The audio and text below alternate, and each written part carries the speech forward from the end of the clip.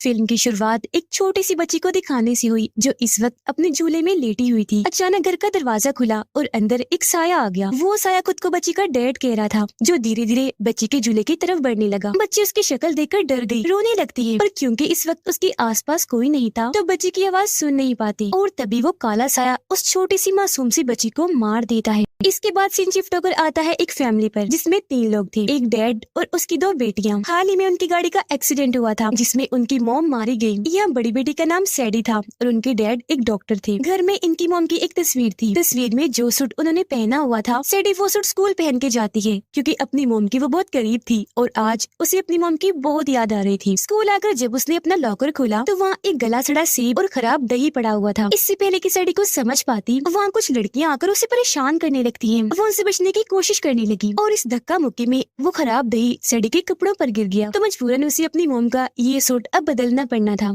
सैडी के डैड जब मरीजों को चेक कर रहे थे तो उनके पास एक नया मरीज आया जो बेहद घबराया हुआ था। अब क्योंकि उसने सैडी के डैड से चेकअप के लिए पहले से नहीं पूछा था तो वो उसे कल आने को कहते हैं, जिस पर वो आदमी कहता है कि डॉक्टर साहब जरा ख्याल कीजिए, मेरा मामला बहुत संगीन है, आपको इस पर गौर करना चाहिए। मेरे 3 बच्चे थे पर 1 साल के दौरान में ही तीनों की मौत हो गई। अब उनके अचानक मरने की वजह से सबको लगता है कि मैंने ही उन्हें मारा, पर ऐसा नहीं है। भला मैं अपने बच्चों को ही क्यों मारता? ये काम एक मॉन्स्टर का है जिसका नाम बुगीमैन है, जो एक काला साया है, आत्मा है और वो हमारे घर पर है। जो कहकर वो सैडी के डैड को मॉन्स्टर की पेंटिंग दिखाता है और बताने लगा कि ये पेंटिंग मेरी बड़ी बेटी ने बनाई थी और कहा जाता है कि वो मॉन्स्टर सिर्फ उन्हीं बच्चों को अपना शिकार बनाकर मारता है जिनके माँ बाप अपने बच्चों पर ध्यान नहीं देते, उनके साथ टाइम नहीं गुजारते। अब उसकी बातों से हमें पता चला कि शुरुआत वाली जो छोटी बच्ची थी जो झूले में लेटी थी वो इसी मरीज की बेटी थी जिसे उस काले साए उस मॉन्स्टर बुगीमैन ने मार दिया। अब क्योंकि ये सारी बातें डॉक्टर इन्हीं सैडी के डैड के लिए अजीबोगरीब थी तो वो उसकी बातों का यकीन नहीं करती और कोई बहाना बनाकर दूसरे कमरे में आकर पुलिस के नंबर पर कॉल कर देती है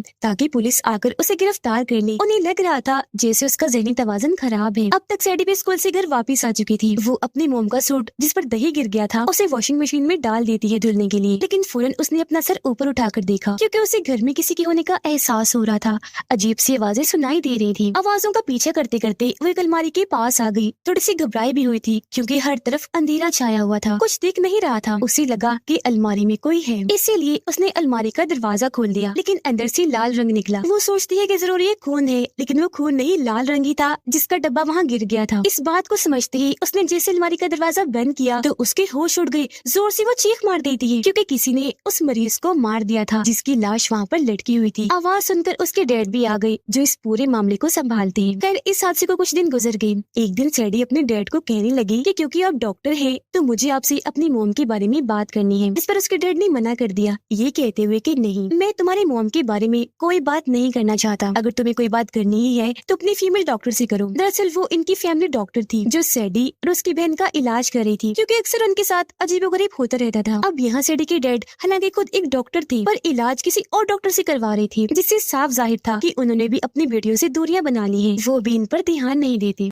रात को सैडी इंटरनेट पर कुछ वेबसाइट्स को तलाश कर रही थी जिसमें वो जानना चाह रही थी कि आत्माओं से राब्ता कैसे बनाया जाए क्योंकि वो अपनी मोम से बात करना चाहती थी। तभी उसके पास उसकी छोटी बहन आकर बताती है कि मेरा दांत हिल रहा है क्योंकि ये टूटने वाला है। अब यहाँ उनका रिवाज था कि जब भी बच्चे का दांत हिलता था तो उसे निकालने के लिए दांत को रस्सी से बांधकर दरवाजे के हुक के साथ अटका दिया जाता था ताकि जब दरवाजा बंद हो तो एक झटके से ही दांत निकल जाए, बच्चे को ज्यादा तकलीफ भी ना हो, ना ही ज्यादा खून बहे। अब सैडी उसके दांत को रस्सी से बांधकर दरवाजे के हुक के साथ अटका देती है। उसने उल्टी गिनती, इन्हीं 3 2 1 के बाद दरवाजा बंद करना था, लेकिन अभी वो 2 पर ही थी कि एकदम दरवाजा बंद हो गया जिससे बच्ची को तकलीफ हुई। रोते हुए वो सैडी से कहने लगी कि तुमने तो कहा था कि 3 2 1 के बाद बंद करूंगी, तो पहले ही क्यों कर दिया? जो सुनकर सैडी काफी हैरान रह गई क्योंकि ये काम उसका नहीं बल्कि उसी बुरे मॉन्स्टर काले साए बुगीमैन का था जो अब यहाँ आ गया था इन दोनों को अपना शिकार बनाने के लिए। और फिर धीरे धीरे करके वो उस दांत को भी अपने अंदर समा लेता है।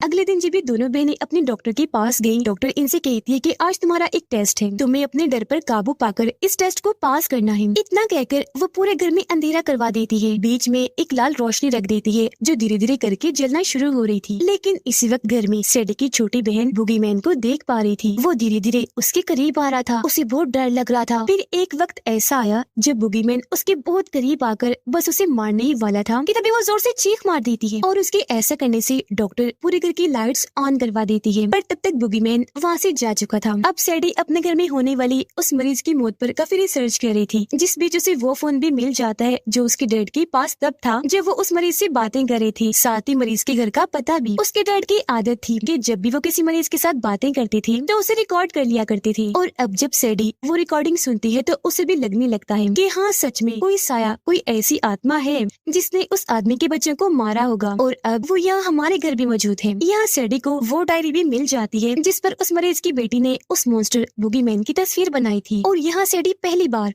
उस मॉन्स्टर को देख पाती है। ये तस्वीर वो अपनी बहन के पास लेकर गई, पूछती है क्या तुमने ऐसे किसी मॉन्स्टर को घर में महसूस किया या देखा है? उसकी बहन कहती है कि हाँ, देखा है। मुझे क्योंकि डर लगता है तो मैं हमेशा अपने साथ बड़ी सी सफेद रोशनी वाली बॉल लेके सोती थी, पर मॉन्स्टर ने मेरे पास आकर उसे तोड़ दिया, और तब मैंने उस मॉन्स्टर को महसूस किया और देखा था। इन दिनों सैडी बहुत परेशान थी, उसके घर में जो अजीबोगरीब चीजें चल रही थी उनकी वजह से, और अब क्योंकि उसके पास मरीज के घर का पता आ गया था तो वो फैसला करती है कि मैं वहाँ जाकर चेक करूंगी कि कहीं ये सारी आत्माओं भूतों का ताल्लुक वहाँ से जुड़ा हुआ तो नहीं है। जब ये वहाँ गई तो वहाँ बहुत सारी जली हुई मोमबत्तियाँ पड़ी हुई थी, पर क्योंकि यहाँ कोई नहीं था तो वो अपना फोन नंबर फ्रिज पर लेकर यहाँ से जाने लगी। लेकिन तभी उसके सामने एक औरत आ गई जो खुद को उस मरीज की वाइफ बताती है। सैडी से पूछती है कि तुम कौन हो और यहाँ क्या कर रही हो? सैडी जवाब देती है कि हमारे घर में पिछले कई दिनों से अजीबोगरीब चीजें हो रही हैं। कोई ऐसा साया है जो हमारे घर में आ चुका है और बार बार हमें जान से मारने की कोशिश करता है। जो बात सुनकर मरीज की वाइफ समझ गई कि इनके घर पर भी उस मॉन्स्टर बुगीमैन का साया है। यह सैडी उससे पूछती है कि मैं यहाँ इसलिए आई हूँ ताकि जान सकूं कि उस मॉन्स्टर से पीछा कैसे छुड़वाया जाए, तो आप हमारी मदद कीजिए, इसमें हमें क्या करना चाहिए? जो सुनकर मरीज की वाइफ जवाब देती है कि अफसोस, ऐसा कोई तरीका नहीं है जिससे तुम उस मॉन्स्टर से बच सकती हो। वो कभी तुम्हारा पीछा नहीं छोड़ेगा, तुम जहाँ जहाँ जाओगी वो वहाँ ही आ जाएगा, और ये सिलसिला तभी खत्म होगा जब तुम जान से मारे जाओगे। उस मॉन्स्टर को बुगीमैन कहते हैं, जो तुम्हारे डर का फायदा उठाकर पहले तुम पर हावी होता है, फिर तुम्हारे ही फैमिली मेंबर्स की आवाजें निकालता है। अब जाहिर है इस वजह से जब तुम बहुत ज्यादा डर जाते हो तो वो तुम्हारी जान ही ले लेता है। पर हाँ, इसकी एक कमजोरी या कहीं की कमी है, और वो है रोशनी। रोशनी से इसे बहुत डर लगता है। उनकी ये बातें चल ही रही थी कि तभी यह सच में बुगीमैन आ जाता है, जिसे देखकर मरीज की वाइफ सैडी को कहती है कि खड़ी रहो, आराम से, हिलना नहीं। और अब जैसे उसने बुगीमैन पर गोली चलाई, मौका पाकर सैडी यहाँ से भाग जाती है। वो घर आ गई। काफी दिन गुजर जाने के बाद मॉन्स्टर इन्हें परेशान करना नहीं छोड़ता। कभी वो सैडी को परेशान करता है तो कभी उसकी बहन को। अब उसके डैड आकर कहते हैं, सैडी तुम्हारी मॉम का सामान बेचने का वक्त आ गया है, जिस पर वो ऐसा करने से मना कर देती है और अपनी मॉम का सारा सामान बेसमेंट में रखने के लिए आ गई, जहाँ उसे अपनी मॉम का लाइटर, सिगरेट और कुछ नशा मिलता है। काफी टाइम से क्योंकि सैडी परेशान थी तो उसका मूड ठीक करने के लिए उसकी दोस्तें कहती है कि सैडी क्यों ना आज रात हम पार्टी करें जिसमें हम खूब इंजॉय और मजे करेंगे, जिसके लिए वो मान गई। जैसे ही रात हुई उसकी सारी दोस्ती तैयार होकर पार्टी में आ जाती है। अब काफी देर तक तो इन्होंने खूब मजे किए, पर कुछ देर के बाद जब ये बोर होने लगे तो सैडी की एक दोस्त कहने लगी कि क्या तुम्हारे पास पीने का कोई ड्रिंक, शराब वगैरह है? इस पर सैडी कहती है, पीने के लिए शराब तो नहीं, लेकिन पीने वाला नशा है जिसे अब ये सब मिलकर पीने लगते हैं। अब जब सैडी की बारी आई, उसने ये नशा लिया तो वहाँ बैठे बुगीमैन को परेशानी होने लगी। नशा लेने की वजह से सैडी की हालत खराब हो गई। इसीलिए जब वो उल्टी करने गई तो उसके मुंह से वो रस्सी से लिपटा हुआ दांत निकलता है जो उसकी बहन के मुंह से टूटा था। ये बात उसने अपने दोस्तों से छुपाई। उसकी दोस्तें कहने लगी कि शायद तुम्हारी तबीयत ठीक नहीं, चलो थोड़ा आराम कर लो, एक जगह पर बैठ जाओ आराम से। जो कहने के बाद वो उसे एक अंधेरे कमरे में बंद कर देती है। अब सैडी पहले ही काफी परेशान थी क्योंकि जानती थी कि यहाँ आसपास जरूर बुगीमैन है, और अब उसका डर और बढ़ गया क्योंकि अंधेरे कमरे में जो बंद थी, जी हाँ, सच में तभी बुगीमैन आकर उस पर हमला कर देता है, उसे मारने की कोशिश करने लगा। सैडी अपनी जान बचाने के लिए जोर जोर से चिल्लाई, दरवाजे के पास आकर पीटने लगी, दरवाजा खोलने का कह रही थी। उसकी ऐसी हालत देखकर उसकी एक दोस्त ने जल्दी से दरवाजा खोल दिया। वो डरते हुए पहले तो बाहर आई, लेकिन अपनी एक दोस्त को जोरदार थप्पड़ लगा देती है। कहने लगी कि तुम्हें मुझे अंधेरे कमरे में बंद करने की क्या जरूरत थी। उसकी इस हरकत पर बाकी दोस्तों को बहुत बुरा लगा। वो घर से बाहर निकल जाती है, ये कहकर कि सैडी पागल हो गई है। अब क्योंकि घर में पार्टी चल रही थी तो सैडी के डैड ने अपनी छोटी बेटी को टाइम पास करने के लिए वीडियो गेम लगाकर दे दी थी, जहाँ तभी बुगीमैन आ गया उस पर हमला करने के लिए। लेकिन सैडी की बहन उससे बचने के लिए बार बार वीडियो में तेज रोशनी जलाने लगी ताकि वो उसे वहाँ से भगा सके। लेकिन गेम में एक वक्त ऐसा आ गया जब बच्ची से लाल रोशनी पैदा हो गई और अब बुगीमैन को मौका मिल गया था उसके अंदर आने का या उसे मारने का। पहले तो वो उसे खूब पीटता है, फिर उठाकर उसे दूर पटक कर मारता है। इस वजह से वो जोर से चिल्लाई क्योंकि जख्मी हो गई थी। तब उसकी आवाज सुनकर सैडी और उनके डैड यहाँ आई, फौरन उसे हॉस्पिटल ले जाने लगे। हॉस्पिटल आकर सैडी उसे कहने लगी कि जिस मॉन्स्टर को तुमने महसूस किया उसे मैंने भी किया, तो हमें इस बारे में डैड से बात करनी चाहिए। अब सैडी के पास उस मरीज की वाइफ की कॉल आई जिसे बता रही थी कि मैंने उस मॉन्स्टर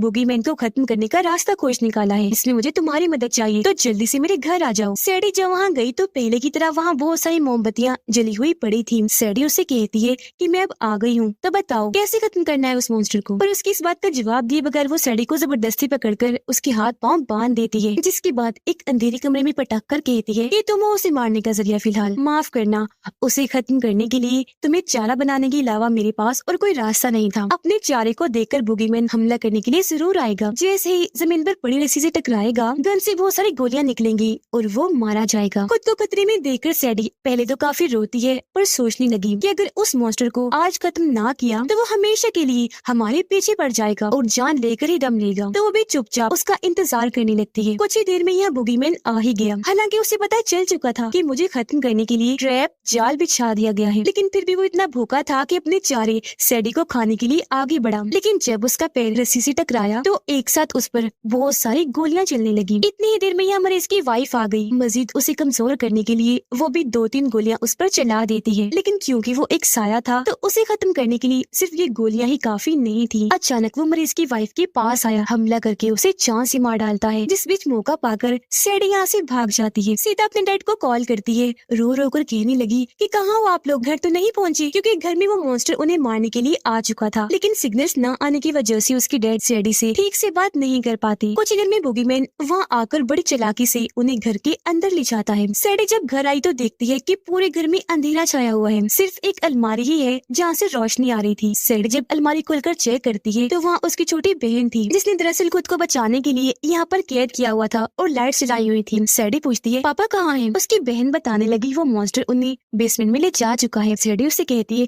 अच्छा ठीक है, तुम इंतजार करो, मैं पापा को देखने चाहती हूँ। और जब वो नीचे आई तो देखती है कि बुगीमैन ने इस पूरी ही जगह पर अपना कब्जा कर लिया है। सारी दीवारें काली हो गई हैं, साथ ही उनके डैड को भी अपने कब्जे में कर रखा है, वो बेहोश है। सैडी सोचती है कि शुक्र है एक बात अच्छी है कि वो मॉन्स्टर मरीज की वाइफ के घर से क्योंकि बहुत सारी गोलियां खाकर आया है, तो अब उसे मारना आसान होगा। हम अगर उसे मारकर और जख्मी कर दें तो सवाल ही पैदा नहीं होता कि वो मरने से बच जाए, उससे खत्म होते ही हम बच जाएंगे। ये सोचकर वो डंडा उठाती है, उसे मारने के लिए चली जाती है, लेकिन वो इतना ताकतवर था कि बड़ी आसानी से डंडे को पकड़ के तोड़ देता है। इसी बीच डंडे का एक छोटा सा टुकड़ा वहाँ बच गया जो नोकदार था और चाकू के तौर पर काम आ सकता था, लेकिन फिलहाल वो सैडी की पहुंच से बहुत दूर था। वो सोचती है कि मैं जल्दी से इसे उठाकर बुगीमैन के अंदर घुसा देती हूँ, लेकिन वो तब तक उसके जिस्म से जान निकालना शुरू हो गया था। पर इसी बीच उसके डैड जाग गए जो बुगीमैन को जोरदार धक्का देकर दूर हटा देते हैं। तभी यहाँ सैडी की बहन आई जिसके हाथ में एक स्प्रे था। बुगीमैन उसे देख चुका था और इसे अपना आसान शिकार समझकर हमला करने के लिए आगे बढ़ा, लेकिन सैडी की बहन को तब तक अपनी मोम का लाइटर मिल गया था। लाइटर जलाकर स्प्रे के जरिए उसने जैसे ही चिंगारी जलाई, वहाँ काफी बड़ी आग की स्प्रे बुगीमैन पर लगने लगती है। अब एक तो वो वैसे ही आग से डरता था, ऊपर से रोशनी भी बन गई थी, तो वो हारता हुआ नजर आ रहा था। पर एक वक्त ऐसा आया जब स्प्रे खत्म हो गया, वहाँ अंधेरा छा गया, तो अब बुगीमैन इन्हें मारने वाला था। लेकिन यहाँ सैडी की बहन को पेट्रोल मिल जाता है, जिसे वो सारा का सारा बुगीमैन पर डाल देती है। खुशकिस्मती से लाइटर चल पड़ा, जिसे ऑन करके ये बुगीमैन पर छोड़ देते हैं। पेट्रोल ने जैसे आग पकड़ी, पूरे ही बुगीमैन को आग लग जाती है और वो जलकर भस्म हो जाता है। यहाँ आखिरकार इस आत्मा शैतान मॉन्स्टर बुगीमैन का खात्मा हुआ, जिससे इन तीनों की जान बच गई, जिसके बाद सब कुछ नॉर्मल वापस पहले जैसा हो गया। सारे हालात की वजह से सैडी के डैड को भी समझ लग गई थी कि मुझे हर हाल में अपने बच्चों के साथ रहना चाहिए, उनका ध्यान रखना, उनके साथ वक्त गुजारना चाहिए। आज यहाँ आखिरकार वो अपनी दूरियां उनसे खत्म कर ही लेता है। लेकिन अगले दिन जब डॉक्टर के पास ये दोनों बहनें पहुंची तो सैडी को फिर से महसूस हुआ जैसे बुगीमैन अभी भी यहाँ मौजूद है। अब क्या ऐसा सच में हो सकता है कि मरने के बाद भी वो ना मरा हो, या सिर्फ ये सैडी का वहम था क्योंकि उनके दिमाग का इलाज चल रहा था? तो हो सकता है ऐसा कुछ हो ही ना। इसी सस्पेंस और सवाल के साथ ही ये मूवी इधर ही खत्म हो जाती है।